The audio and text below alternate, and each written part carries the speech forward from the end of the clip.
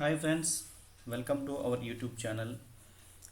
ఈరోజు మనము junior linemen recruitment యొక్క సిలబస్, దాని యొక్క రిక్రూట్మెంట్ ఎగ్జామ్ ప్యాటర్న్ గురించి ఈ వీడియోలో తెలుసుకుందాము. ముందుగా ఈ జూనియర్ లైన్మెన్ అనే పోస్టు పవర్ సెక్టార్లో ఉంటుందండి. అది మన తెలంగాణకైతే టీఎస్ ఎస్పీడీసీఎల్, టీఎస్ ఎన్పీడీసీఎల్, అలానే టీఎస్ ట్రాన్స్కో, అలానే ఏపీ వాళ్ళకు కూడా ఈ మూడిట్లలో ఈ జూనియర్ లైన్మెన్ అనే జాబు ఉంటుంది. ఈ జూనియర్ లైన్మెన్ జాబ్ వచ్చేసరికి ఏజ్ లాస్ట్ టైం ఇచ్చిన రిక్రూట్మెంట్ ప్రకారము 18 years minimum age, maximum age వచ్చేసి 35 ఇయర్స్ అండి. ఓకే, అలానే ఇక్కడ ఈ జాబ్ యొక్క అర్హత అంటే ఏ క్వాలిఫికేషన్ వల్ల ఈ జాబ్కి అప్లై చేసుకోవడానికి అర్హులు అంటే ఇక్కడ మనకి క్లియర్గా ఎవ్రీ నోటిఫికేషన్లో వాళ్ళు క్లియర్గా మెన్షన్ చేశారు.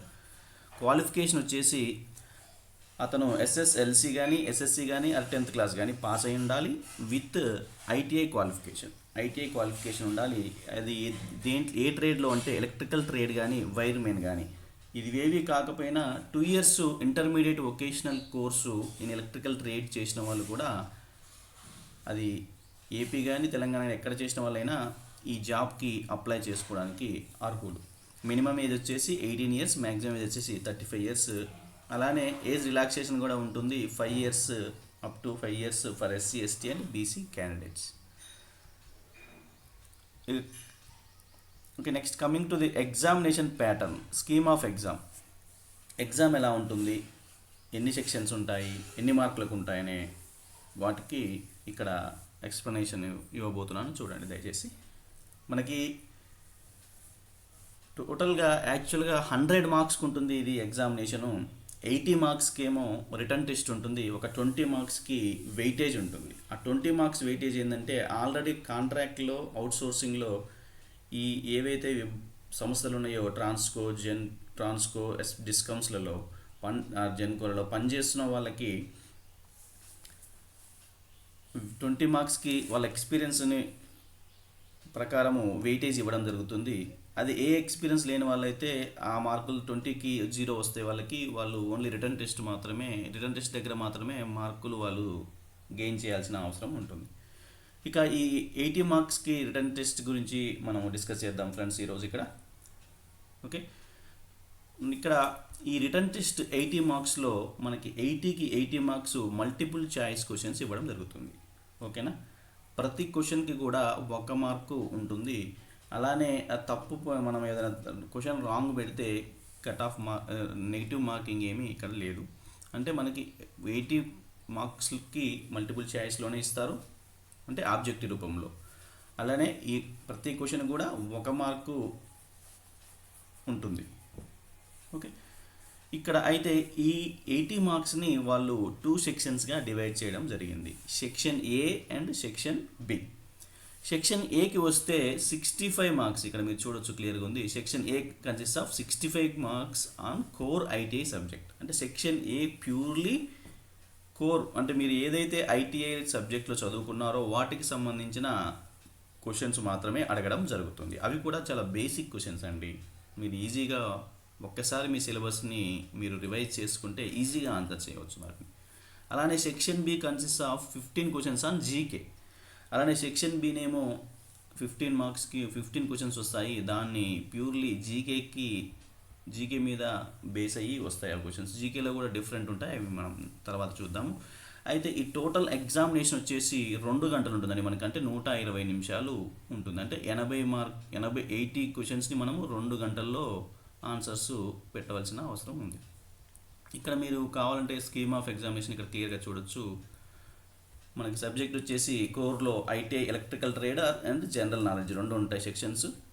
ఐటీఐ ఎలక్ట్రికల్ ట్రేడ్ మీదనే 65 క్వశ్చన్స్ వస్తాయి, జీకే మీద 15 క్వశ్చన్స్ వస్తాయి. మనకి డ్యూరేషన్ ఆఫ్ ద టైం వచ్చేసి 120 అండ్ మ్యాక్సిమం మార్క్స్ వచ్చేసి 80 మార్క్స్. ఇక్కడ పార్ట్ ఏ అని చెప్పుకున్నాం ఇప్పుడే, ఐటీఐ ఎలక్ట్రికల్ ట్రేడ్ 65 మార్కు. ఈ 65 మార్కులకి ఏమేమి సిలబస్ ఉంటుందనే డౌట్ మనలో చాలామందికి ఉండవచ్చు. ఓకే, దాని గురించి ఇక్కడ నేను క్లియర్గా మీకు సిలబస్ ఇచ్చాను, మీరు చూడొచ్చు. అలానే నేను ఇవి చెప్పే వన్ బై వన్ మీకు చెప్పే ప్రయత్నం చేస్తాను, శ్రద్ధగా వినండి. ఫస్ట్ మనకి ఫండమెంటల్స్ ఆఫ్ ఎలక్ట్రిసిటీ ఉంటుందండి.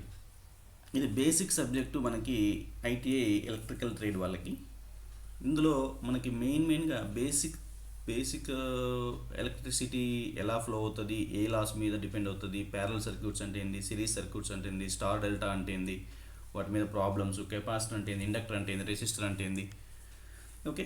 అండ్ ఆల్సో అసలు ఎర్తింగ్ అంటే ఏంది, మెథడ్స్ ఆఫ్ ఎర్తింగ్స్ ఏముంటాయి, వీటి గురించి ఉంటుంది. ఇక్కడ మీరు చూడొచ్చు ఫండమెంటల్స్ ఆఫ్ ఎలక్ట్రిసిటీ ఏముందండి, electrical occupational safety tools, Ohm's law. మనకి ఇక్కడ 2 బేసిక్ లాస్ ఉంటాయి. ఇవన్నీ ఇక్కడ వచ్చేసి ఓమ్స్ లా, ఇంకోటి కిర్చాఫ్స్ లాస్. అలానే సిరీస్ సర్క్యూట్స్ ఏంటి, ప్యారలల్ సర్క్యూట్స్ ఏంటి, మళ్ళీ అలానే కిర్చాఫ్ లాస్ గురించి ఇచ్చాడు. అలానే స్టార్ టు డెల్టాకి నెట్వర్క్ కనెక్ట్ అయినప్పుడు ఏమవుతుంది, కరెంట్స్ ఏమవుతాయి, వోల్టేజెస్ ఏమవుతాయి, ఓకే. అలానే వీటి మీద ప్రాబ్లమ్స్. మళ్ళీ ఎలక్ట్రోస్టాటిక్స్ అండ్ కెపాసిటర్స్, అంటే కెపాసిటర్ ఎలా ఫామ్ అవుతుంది, అసలు కెపాసిటర్ ఎక్రాస్ కెపాసిటర్ కరెంట్ ఎంత, వోల్టేజ్ ఎంత, ఓకే. అవన్నీ మనము ఇందులో డీటెయిల్గా నేర్చుకోవచ్చు. అలానే ఎర్తింగ్ ప్రిన్సిపల్స్. ఇప్పుడు ఒక సిస్టమ్కి ఉందనుకోండి, మనకు దానికి కంపల్సరీ ఎర్తింగ్ అనేది చాలా చాలా ఇంపార్టెంట్. అలానే మెథడ్స్ ఆఫ్ ఎర్తింగ్స్ ఏమేమి ఉన్నాయి అవి ఇక్కడ ఫస్ట్ చాప్టర్లో మనకి సిలబస్లో ఇచ్చినారు వాళ్ళు. అలానే సెకండ్ చాప్టర్ వచ్చేసి బ్యాటరీస్ అంటే మనకు ఆల్రెడీ తెలుసు కదండి, మన ఇంట్లో జనరల్గా వాడుతుంటాం బ్యాటరీస్, ఓకే. వాటి గురించి ప్రైమరీ బ్యాటరీస్ అంటే ఏంది, సెకండరీ బ్యాటరీస్ అంటే ఏంది, లెడ్ యాసిడ్ సెల్స్ అంటే ఏంది, మెథడ్స్ ఆఫ్ బ్యాటరీస్ని ఏం చేస్తాం మనం, ఛార్జింగ్ చేస్తాం. అవి ఎలా ఉన్నాయి, ఎన్ని మెథడ్స్ ఉన్నాయి, మెథడ్స్ ఆఫ్ ఛార్జింగ్ ఏంటి, అలానే టెస్టింగ్ ఏంటిది, వాటిని ఎట్లా టెస్ట్ చేస్తాం, వర్కింగ్గా నాట్ వర్కింగ్ అని. అండ్ అలానే ఈ బ్యాటరీస్ యొక్క అప్లికేషన్స్ ఎక్కడెక్కడ ఉంటాయి. ఈ బ్యాటరీస్ని చేసి మనకి ఏమొచ్చింది నెక్స్ట్ కాన్సెప్ట్, ఇన్వర్టర్స్. మన ఇంట్లో జనరల్గా వాడుతున్నాం ఇన్వర్టర్స్, మన ఇళ్ళలో కానీ షాప్స్లో కానీ, వాటి గురించి. అలానే వీటి ఛార్జెస్ అండ్ బ్యాటరీ ఛార్జింగ్ గురించి, దాని యొక్క మెయింటెనెన్స్ గురించి ఈ పర్టికులర్ చాప్టర్లో మనకి వాళ్ళు క్వశ్చన్స్ అడిగే ఛాన్సెస్ ఉంది. అండ్ థర్డ్ చాప్టర్కి వచ్చేసరికి మ్యాగ్నెటిజం అంటే మనకు ఆల్రెడీ తెలుసు, magnetic property we are going to be have every material, that is called magnetism. Magnetic materials అంటే ఏంది, వాటి యొక్క ప్రాపర్టీస్ అంటే ఏంది, లా ఆఫ్ మ్యాగ్నెటిజం ఏంటిది, ఎలక్ట్రోమాగ్నెటిజం ఏంటి, ఇంకో ఇక్కడ ఒక మెయిన్ కాన్సెప్ట్ ఉంటుంది, electromagnetic induction, okay. Electromagnetic induction అంటే అనేది ఇక్కడ ఇవ్వడం జరిగింది. And coming to the fourth chapter నుంచి మనకి ఏసీ మెషిన్స్ గురించి, అంటే ఫండమెంటల్స్ ఆఫ్ ఏసీ సిస్టమ్. అసలు ఏసీ సిస్టమ్ అంటే we are having 2 types of systems, that is direct current system and one is alternating current system, AC అంటాం మనం వాడుక భాషలో, ఓకే. ఇక్కడ ఫండమెంటల్స్ ఆఫ్ ఏసీలో simple problems on AC fundamentals. అంటే RMS values అంటే ఏంది, యావరేజ్ వాల్యూ అంటే ఏంది, సైన్సాయిడల్ వేవ్ అంటే ఏంది, నాన్ సైన్సాయిడల్ వేవ్ అంటే ఏంది, ట్రయాంగులర్ వేవ్ అంటే ఏంది, వాటి మీద చిన్న ప్రాబ్లమ్స్ ఉంటాయి ఇక్కడ. ఇంకా నెక్స్ట్ పవర్ అంటే ఏంది, పవర్ ఫ్యాక్టర్ అంటే ఏంది, ఏసీ సిస్టంలో in AC system only we are going to have power factor concept. అదే డీసీలో అయితే పవర్ ఫ్యాక్టర్ ఉండదు, ఎందుకంటే డీసీలో ఫ్రీక్వెన్సీ 0 కాబట్టి, okay. What is power factor అంటే మనకు తెలుసు జనరల్గా, it is the cosine of angle between voltage and current. Already మనకు వోల్టేజ్ కరెంట్ ఉంటుంది కదా, ఆ రెండింటి మధ్య ఉన్న యాంగిల్నే we call it as power factor. Single phase system, 3 phase systems కూడా ఉంటాయి ఏసీలో, వాటి గురించి కూడా సింపుల్ డిస్కషన్స్ ఉంటాయి ఈ చాప్టర్లో. ఈ చాప్టర్ నుంచి కూడా క్వశ్చన్స్ ఈ పర్టికులర్ టాపిక్స్ మీద అడిగే అవకాశం ఉన్నది. ఇక బేసిక్స్ ఎలక్ట్రానిక్స్ గురించి కూడా ఒక చాప్టర్ ఇవ్వడం జరిగింది. ఇక్కడ బేసిక్ ఎలక్ట్రానిక్స్లో వచ్చేసి మనకి ఎలక్ట్రానిక్ మెయిన్ కాంపోనెంట్స్ ఏంటి అంటే మనకి డయోడు, థైరిస్టరు, ఓకే, అవి ఇక్కడ electronic components basics. Next rectifiers అంటే ఏంది, amplifiers, oscillators and power electronic components మనకి బీజేటీస్, యూజేటీస్, ఐజీబీటీస్ ఉన్నాయి కదండి, డిఫరెంట్ టైప్స్. వాటి గురించి ఇక్కడ తెలుసుకుంటే సరిపోతుంది మనకి. ఇక నెక్స్ట్ వచ్చేసరికి మన ఐటీఐ కోర్కి వచ్చేసి దట్ ఈజ్ మెషిన్స్ గురించి ఉందండి ఇక్కడ. దట్ ఈజ్ డీసీ మెషిన్స్ అంటే డైరెక్ట్ కరెంట్ మెషిన్స్ ఎన్ని టైప్స్, వాటి కన్స్ట్రక్షన్ ఏంది, అవి వేటి మీద అంటే వేలాస్ మీద డిపెండ్ అయ్యి ఆపరేట్ అవుతూ ఉంటాయి, అంటే వర్కింగ్ ప్రిన్సిపల్ ఏంటిది వాటిది, ఓకే. వాటిలో వచ్చే ప్రాబ్లమ్స్ ఏంటి. ఇక డీసీ మెషిన్స్కి వచ్చేసరికి మనకి మెయిన్గా 2 types ఉంటాయి, ఒకటి వచ్చేసి డీసీ జనరేటర్స్, ఇంకోటి డీసీ మోటార్స్. వాటిలో టైప్స్ ఏంది, వాటి యొక్క ఆపరేషన్ ఏంది, వాటి యొక్క క్యారెక్టరిస్టిక్స్ ఏంది, అందులో స్పీడ్ ఎలా కంట్రోల్ చేస్తాము, ఇదంతా అయిపోయినాక అసలు వీటి మోటార్స్ యొక్క అప్లికేషన్స్ ఏంటి, ఓకే. అండ్ ఇందులో ఉండే మోటార్స్ యొక్క వైండింగ్స్ ఏమిటి, అవి ఎన్ని రకాలు, వాటి కన్స్ట్రక్షన్ ఎలా ఉంటుంది, వీటన్నిటి గురించి మనము ఈ చాప్టర్లో తెలుసుకుంటాము. వాటి మీద క్వశ్చన్స్ వచ్చే అవకాశం కూడా ఎక్కువగా ఉన్నది.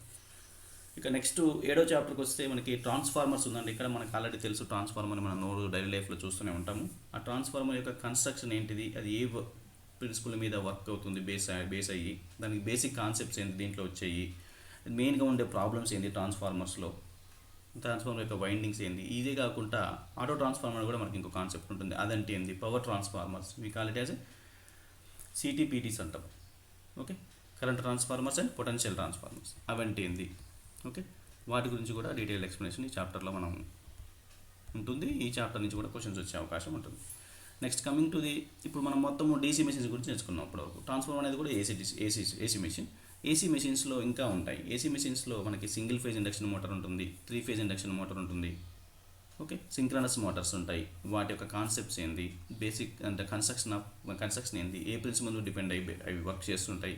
అలానే వాటి గురించి నేర్చుకున్న తర్వాత టైప్స్ ఏంటి, వాటిలో సింగిల్ ఫేజ్ అయితే ఏంది, 3 ఫేజ్ అయితే ఏంది, ఓకే, ఎలా ఆపరేట్ అవుతాయి, ఎప్పుడు ఆపరేట్ అవుతాయి, అంటే బిలో టు ది సింక్రోనస్ స్పీడా, ఎబో టు సింక్రోనస్ స్పీడా, వాటికల్లా అవే ఆపరేట్ అవుతాయి. ఏమైనా ఎక్స్టర్నల్ మనము సప్లై ఎక్స్టర్నల్ సర్క్యూట్ యూజ్ చేయాలన్నా టు ఆపరేట్ అనేది ఇక్కడ మనం తెలుసుకుంటాం. అలానే యూనివర్స్ మోటార్స్, ఆల్టర్నేటర్ అంటే ఏసీ జనరేటర్. ఓకే, వాటి గురించి కూడా ఇక్కడ క్లియర్గా ఉంటుంది. అలానే వాటి గురించి మొత్తం నేర్చుకున్నాక ఈ అప్లికేషన్స్, వీటిని ఎక్కడెక్కడ మనం యూజ్ చేస్తాము ఇండస్ట్రీస్లో అనేది కూడా నేర్చుకుంటాము. వీటి మీద కూడా క్వశ్చన్లు వచ్చే ఛాన్స్. నెక్స్ట్ ఈ మెషిన్స్ అయిపోయినంటే నెక్స్ట్ 9th చాప్టర్ వచ్చేసి మనకి ఎలక్ట్రికల్ మెజర్మెంట్స్. ఇక్కడ different types of measuring instruments ఉంటాయి. ఏసీ ఉంటాయి, డీసీ ఉంటాయి. అంటే ఆల్టర్నేటింగ్ కరెంట్ టైప్ ఉంటుంది, మనకి డైరెక్ట్ కరెంట్ టైప్ ఉంటుంది. అలానే మనం domestic applications and illumination concept, అది ఇల్యూమినేషన్ కాన్సెప్ట్ కూడా ఇక్కడ నేర్చుకుంటాము. And types of electric lamps మనకు ఉన్నాయి కదా, ఇన్కాండిసెంట్ ల్యాంప్స్ అని, ట్యూబ్స్ అని, ఇట్లా డిఫరెంట్ టైప్స్ ఆఫ్ ల్యాంప్స్ ఉన్నాయి కదండి మనకి, గ్యాస్ ల్యాంప్స్ అని, వాటి గురించి ఇక్కడ నేర్చుకోవడం జరుగుతుంది. నెక్స్ట్ లాస్ట్ వచ్చేసి మనకి ఎలక్ట్రిక్ పవర్ జనరేషన్. అసలు పవర్ ఎలా జనరేట్ చేస్తాము, ఇవి బేస్డ్ ఆన్ పవర్ ప్లాంట్స్. అవి ఏ టైప్స్, థర్మల్, న్యూక్లియర్, హైడల్ ఇంకా ఉంటాయి. కానీ ఇక్కడ మనకు ఓన్లీ థర్మల్, హైడల్ అంటే న్యూక్లియరే ఉంది మనకి ఇక్కడ. జనరల్గా మనం థర్మల్, హైడల్ చూస్తుంటాము. న్యూక్లియర్ మనకి దగ్గరలో ఉంటుంది, ఎక్కడ దూరంలో ఉంటుంది. Okay, thermal power plants, hydel power plants అవి ఎట్లా ఉంటాయి, వాటి లోపల ఎలా ఉంటుంది కన్స్ట్రక్షన్, ఈచ్ పార్ట్ గురించి క్లియర్గా మనం ఇక్కడ నేర్చుకుంటే వాటిలో క్వశ్చన్స్ వచ్చే అవకాశం ఉంది. అలానే ట్రాన్స్మిషన్ సిస్టమ్, డిస్ట్రిబ్యూషన్, అంటే మనం జనరేట్ చేసిన పవర్ని దాన్ని మన కన్జ్యూమర్కి ఇవ్వాలంటే ఏం చేయాలి, దాన్ని ట్రాన్స్మిషన్ చేయాలి, తర్వాత ఏం చేయాలి, డిస్ట్రిబ్యూట్ చేయాలి. వాటి గురించి, వాటి బేసిక్ కాన్సెప్ట్స్ కూడా ఉంటుంది. ఇవే కాకుండా నాన్ కన్వెన్షనల్ ఎనర్జీ సోర్సెస్ కూడా ఉంది. నాన్ కన్వెన్షనల్ ఎనర్జీ సోర్స్ అంటే ఏంటండి, కన్వెన్షనల్ ఎనర్జీ సోర్సెస్ అంటే ఇవి కోలు, ఇవంటే ఖర్చు అయిపోతాయి. నాన్ కన్వెన్షనల్ అంటే మనకి ఎప్పటికీ ఖర్చు కానీ, అంటే విండ్ కానీ, సోలార్ కానీ, బయోమాస్ కానీ, వాటి గురించి కూడా ఇక్కడ నేర్చుకుంటాం. వాటి గురించి కూడా క్వశ్చన్లు వచ్చేవి. అంటే మనకి టోటల్గా 65 మార్క్స్కి ఇక్కడ 10 చాప్టర్స్ ఉన్నాయండి. ఈ 10 చాప్టర్స్ని మన తరోగా బేసిక్స్ లెవెల్ నుంచి కొంచెం అప్లికేషన్స్, కాన్సెప్ట్ లెవెల్ వరకు నేర్చుకుంటే మనం 65లో ఈజీగా ఇక్కడే మ్యాక్సిమం మార్క్స్ మనం గెయిన్ చేయొచ్చు. జాబ్ని ఈజీగా మనము సాధించవచ్చు అండి. మనకి ఎటువంటి ఎక్స్పీరియన్స్ లేకపోయినా, ఐటీఐ ఫ్రెష్ క్యాండిడేట్స్, కంప్లీట్ చేసిన ఫ్రెష్ క్యాండిడేట్స్ అయినా కూడా ఆర్టిజన్స్ కంటే మనమే ఎక్కువ మార్క్స్ గెయిన్ చేసే అవకాశం ఉంది. మనం సబ్జెక్ట్ని తరోగా చాప్టర్ బై చాప్టర్ నేర్చుకొని వాటి మీద బిట్స్ ప్రాక్టీస్ చేస్తే కంపల్సరీ ఇక్కడనే మనకి మ్యాక్సిమం మార్క్స్ 65కి అవుట్ ఆఫ్ 60 మార్క్స్ ఇక్కడ తెచ్చుకోవచ్చు అండి. And coming to the part B, నేను పార్ట్ బి కూడా ఎక్స్ప్లెయిన్ చేస్తాను. జనరల్ నాలెడ్జ్ అంటే 15 మార్క్స్ అని చెప్పుకున్నాం కదా. ఆ జనరల్ నాలెడ్జ్లో క్వశ్చన్ 15లో ఎక్కడి నుంచి వచ్చే ఛాన్సెస్ ఉన్నాయంటే మనం వాటిని కేటగిరీ చేస్తే ఇలా కేటగిరీ చేయొచ్చు. అంటే ఒకటి వచ్చేసి ఎనలైటికల్ అండ్ న్యూమరికల్ ఎబిలిటీ, అంటే ఇది మొత్తం క్వాంట్ పార్ట్ అంటాము, క్వాంటిటేటివ్ ఆప్టిట్యూడ్ అంటాము. మనం జనరల్గా దీనికి ఆర్ఎస్ అగర్వాల్ అని ఒక టెక్స్ట్ బుక్ ఉంటుంది, దాంట్లో చదువుకుంటే సరిపోతుంది. లేదంటే బేసిక్స్ ఉంటాయి మనకి మెయిన్గా. ఓకే, యావరేజెస్ ఎలా క్యాలిక్యులేట్ చేస్తాము, టైమ్ అండ్ వర్క్ ఎలా క్యాలిక్యులేట్ చేస్తాము, ఇంట్రెస్ట్ ఎలా క్యాలిక్యులేట్ చేస్తాము. ఓకే, ఇలా సింపుల్ ఇవే కాకుండా ఇప్పుడు మల్టిప్లికేషను, డివిజను, సింప్లిఫికేషన్స్ ఉంటాయి కొన్ని, వాటి గురించి వచ్చే అవకాశం ఉంటుంది ఇక్కడ. అండ్ ఆల్సో నెక్స్ట్ వచ్చేసి కరెంట్ అఫైర్స్, అంటే మనకి రీసెంట్గా మన సొసైటీలో జరుగుతున్న పర్యవసానాల గురించి కరెంట్ అఫైర్స్ రూపంలో అడగడం జరుగుతుంది ఇక్కడ. నెక్స్ట్ వచ్చేసేస్తే కన్జ్యూమర్ రిలేషన్స్, అంటే మనకి ఇక్కడ మనం రేపు పొద్దున పోయి మనం పని చేయాల్సింది కన్జ్యూమర్ దగ్గర కాబట్టి కన్జ్యూమర్ రిలేషన్స్ మీద కొన్ని కాన్సెప్ట్స్ ఉంటాయి, వాటి నుంచి కూడా వచ్చే అవకాశం ఉంది. ఇంకోటి వచ్చేసి general science in our everyday life. మీరు జనరల్గా సైన్స్ నేర్చుకుని ఉంటారు కదా 10th వరకు, దానికి సంబంధించిన క్వశ్చన్స్ ఇక్కడ అడిగే ఛాన్సెస్ ఉంది.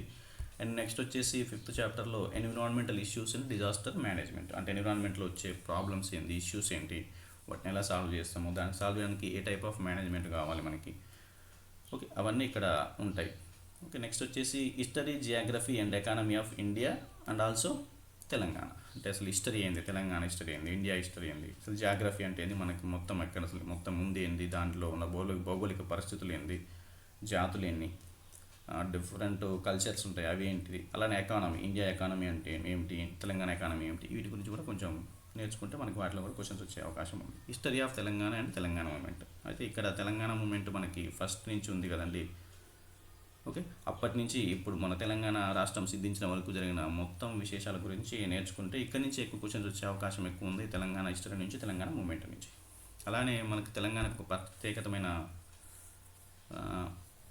స్థానం ఉంది చరిత్రలో, వాటి గురించి కూడా క్వశ్చన్స్ ఉంటాయి ఇక్కడ. అదే సొసైటీ, తెలంగాణ సొసైటీ ఏంటి, అసలు కల్చరల్ ఏంది, మన కల్చర్ ఏంది, మన హెరిటేజ్ ఏంది, మన ఆర్ట్స్ ఏంది, మన లిటరేచర్ ఏంది, అంటే మన యాస భాష అంతా కొంచెం డిఫరెంట్గా ఉంటుంది కదా, అంటే మనకు ఒక ప్రత్యేక స్థానం ఉంది కదా వేరే దేశంలో, వాటి గురించి కూడా ఇక్కడ క్వశ్చన్స్ అడిగే అవకాశం ఉంది. అంటే ఈ మొత్తం వీటిని 8 సబ్ చాప్టర్స్గా డివైడ్ చేశాం, కానీ ఈ 8 సబ్ చాప్టర్స్ నుంచి 15 మార్కులు మాత్రమే వచ్చే అవకాశం ఉంది. సో మనం మేజర్గా కాన్సన్ట్రేట్ చేయాల్సింది ఐటీఐ కోర్ మీద కాన్సన్ట్రేట్ చేస్తే అక్కడ 65కి మ్యాక్సిమం 60 అబోవ్ మార్క్స్ వచ్చినాయి అనుకోండి, మీరు స్టేట్ టాప్ ర్యాంక్లో మీ ర్యాంక్ ఉంటుందండి. ఓకేనా, మీరు ఎప్పుడో నోటిఫికేషన్ పడ్డప్పుడు ఎగ్జామ్కి ప్రిపేర్ అవ్వడం కాకుండా ఇప్పటి నుంచే మీరు ప్రిపేర్ అయితే నోటిఫికేషన్ పడేసరికి మీకు సిలబస్ మొత్తం అవగాహన ఉంటుంది, అప్పుడు మీరు రివిజన్ చేసుకోవచ్చు అండి. ఓకేనండి, థ్యాంక్ యూ ఫ్రెండ్స్. మళ్ళీ నేను ఇంకొక వీడియో చేస్తాను, అందులో మనకు అసలు ప్యాటర్న్ స్కీమ్ ఆఫ్ ఎగ్జామినేషన్ ఏముంటుంది. ఓకే, నెక్స్ట్ ఇది మనకి రిటర్న్ టెస్ట్ అయిపోయినాక మళ్ళీ పోల్ క్లైంబింగ్ ఉంటుంది, వాటి గురించి అండ్ ఆర్టిజన్స్కి 20 మార్క్స్కి వాళ్ళకి ఎలా వెయిటేజ్ ఇస్తారు అనే వాటి గురించి కూడా నేను ఇంకో వీడియో చేస్తాను, వాటిలో క్లుప్తంగా వాటి గురించి వివరిస్తాను. ఫ్రెండ్స్, ఈ వీడియో మీకు నచ్చినట్లయితే లైక్ చేయండి మరియు మీ ఫ్రెండ్స్కి షేర్ చేయండి. అలానే ఇంపార్టెంట్ జాబ్ అప్డేట్స్ తెలుగులో తెలుసుకోవడానికి మన యొక్క ఛానల్ వివి ట్యుటోరియల్ అనే ఛానల్ని సబ్స్క్రైబ్ చేసుకోండి, మీ ఫ్రెండ్స్కి కూడా రిఫర్ చేయండి. Thank you friends, thank you.